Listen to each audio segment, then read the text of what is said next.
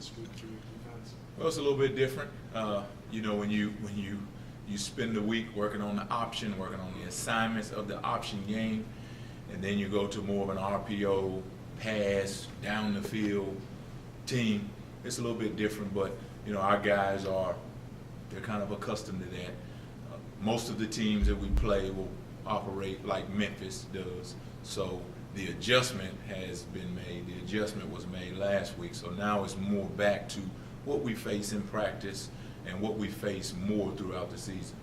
What stands out the most when you look at Memphis on tape? Got a lot of, you know, when I watch our offense, a lot of skilled players. Really good quarterback, makes good decisions with the ball.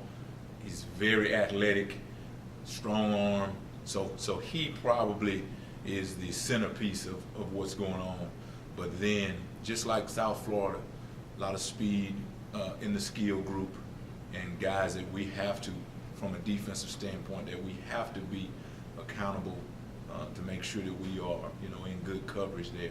Both running backs that they use, really good players, do a good job of making you miss, hard, tough runners.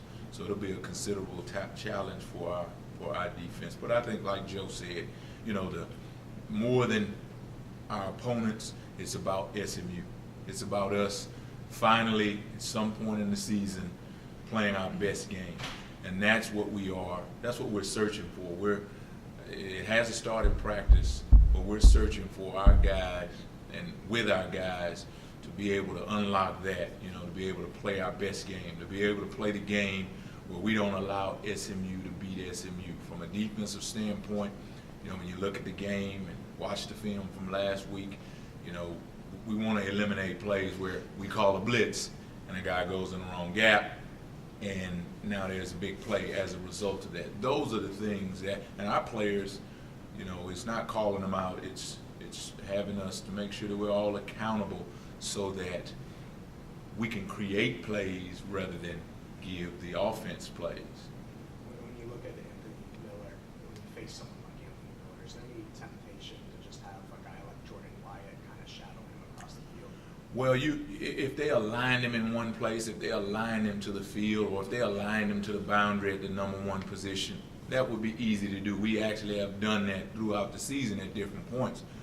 But they put him in the backfield, they put him at the number one receiver, they put him at the number one into the boundary, they'll put him at the number two.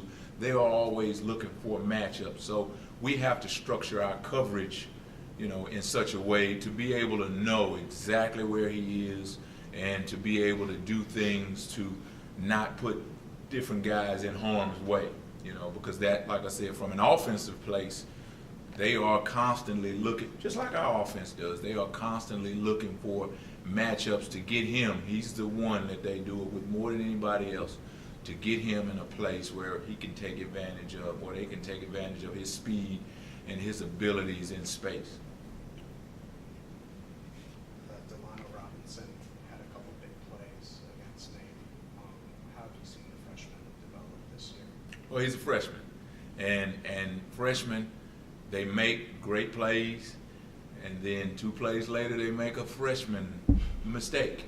But no one works harder, and no one is committed, even as a young player, to being better, to getting better. He has really good size and good speed, but you know the things that he does are the things that the negative things that he will do at times are the things that most freshmen do.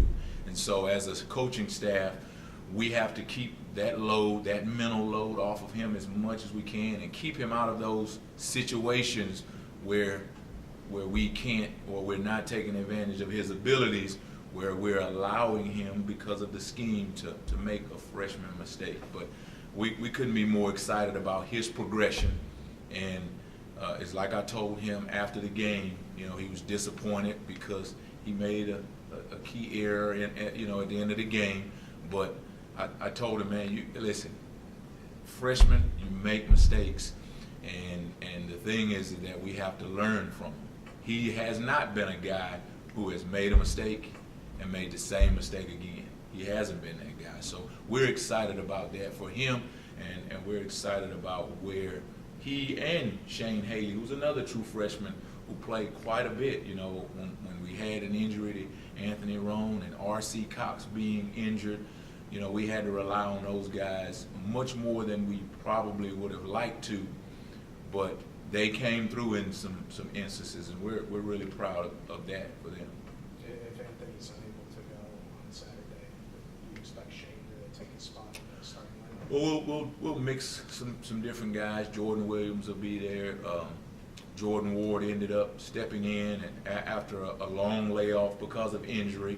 And, you know, whenever you have a guy come in the speed of the game, you got guys cutting at your knees.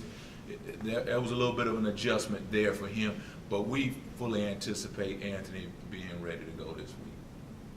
And Cedric Lancaster made a couple of big plays, especially fourth down in the fourth quarter. Given everything that he's gone through, like, what has it meant to the team to see him come through at the end of his career? Well, because Sid is a guy that the team really rallies around. But like you said, because of some of the things he's gone through from an injury standpoint, and to have him back out there, he injured his elbow earlier in the season, and actually it was an injury that you think, okay, well, that's it for this guy. But he fought back, as he's done with all of the injuries that he suffered. He fought back and ended up being able to step in for us. So I'm excited for him to be able to find a place, find a role in his senior year. And I know the players on the team are excited for him. He doesn't say a lot, but normally by his work and the things that he does on the field and what he's overcome, he ends up having a role of leadership on our team. He's not Jordan White and he's not Justin Lawler, the names that you hear all the time, but our team really has a great respect for him, and we continue to hope he keeps giving us the plays just like he made this past game. Anything else for Coach? Thanks a lot. Thank you, guys.